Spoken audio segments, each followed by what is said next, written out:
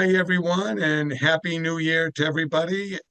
Welcome to this week's episode of Law Chat with John and Amy. I'm John Yulian. And I'm Amy Poliafico. This week's question is, how can a complaint for divorce be misleading? Amy, I think the best place to start is with what elements go on a complaint for divorce. And if you were to look at a complaint for divorce, it has pretty straightforward information. It has who is the plaintiff, meaning the person filing for the divorce, who is the spouse, referred to as the defendant. You put the name, what county is it in? Then you list the address for the plaintiff, you list the address for the defendant, uh, where the parties were married, when the parties were married, when the parties last lived together, what address they lived together at, when they last lived together. If there are any minor children of the marriage, that gets listed. Um, Whether there have been any prior proceedings concerning these parties. So that could be maybe there was a restraining order matter previously, or there could be none. And then it says on a particular date, there was, for example, an irretrievable breakdown of the marriage, or it could be these are the grounds someone is suing for under the divorce, where they're claiming cruel and abusive treatment or something like that.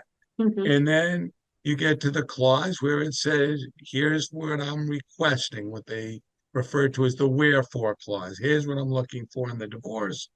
And then it gets signed and dated. So, with what I just described, Amy, it seems like a complaint for divorce is fairly straightforward.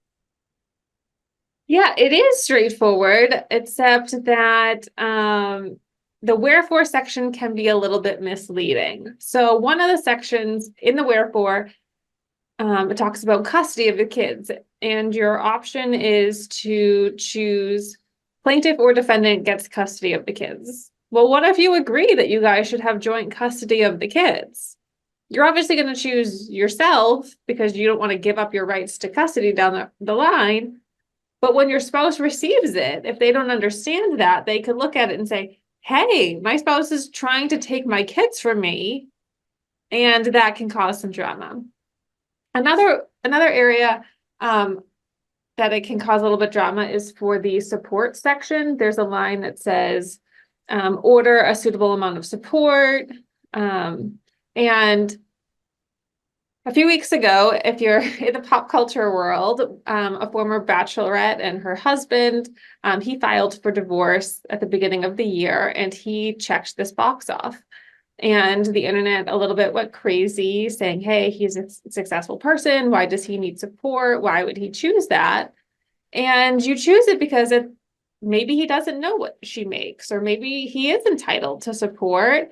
But if you don't check it on the complaint, you can't ask a judge for it at the end of your divorce. You can always go back and amend your complaint to do it, but you don't get it if you don't ask for it. So strategically, when you're filing your complaint for divorce, you're going to ask for everything, even if you think maybe realistically you're not going to end up with it at the end. That is what I assume his attorneys were doing. And obviously they weren't filing Massachusetts, but same kind of strategy. You want to ask for it up front because you're not going to get it if you don't ask for it. And another good example, Amy, following along the ones you just gave, in the wherefore section, there's a section where you can put in if you're requesting a conveyance of the real estate, and you put the book and page number of the from the registry of deeds of the property you're looking to have transferred. And once again, someone will oftentimes check that box and say they're looking for a transfer of what was the marital home. Mhm. And the spouse will get the complaint for divorce. And as you say, it creates animosity right from the get-go because the spouse is taking it to mean that this person is looking to get the entire house, even though they maybe have been married for 25 years, have had the house the entire time, they both contributed. Well, once again, the spouse is just checking the box that, yes, I'm requesting this. doesn't mean they really believe they're entitled to it, but they don't want to not at least be requesting it on the initial complaint. So I And think it's critical people not overreact to what is on the divorce complaint. yeah, the Massachusetts complaint has like six or seven check boxes in that wherefore section. It cannot possibly encompass everything that you're trying to say in a nuanced way. It just is impossible on this form.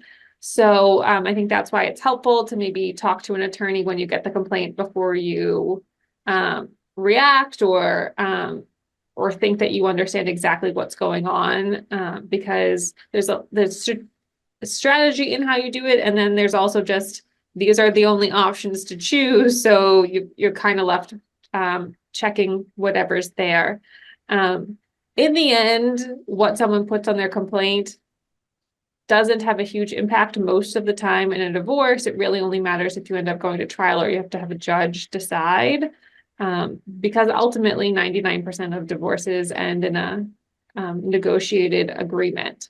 But it is best practices to ask for anything that you might be entitled to right at the beginning.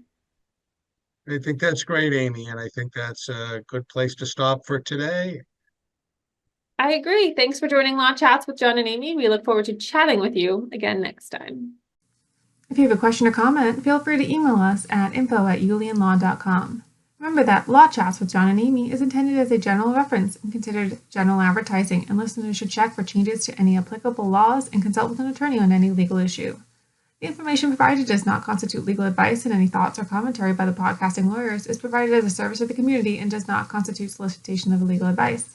The lawyers in the law firm of Julian & Associates PC make no warranties and disclaim all liabilities for damages resulting from its use. Nothing provided in the podcast should be considered a substitute for advice from counsel. No attorney-client relationship is formed by listening or participating in this podcast, and in the event that the podcast receives emails about the subject matter, no attorney-client relationship is created via the email communication.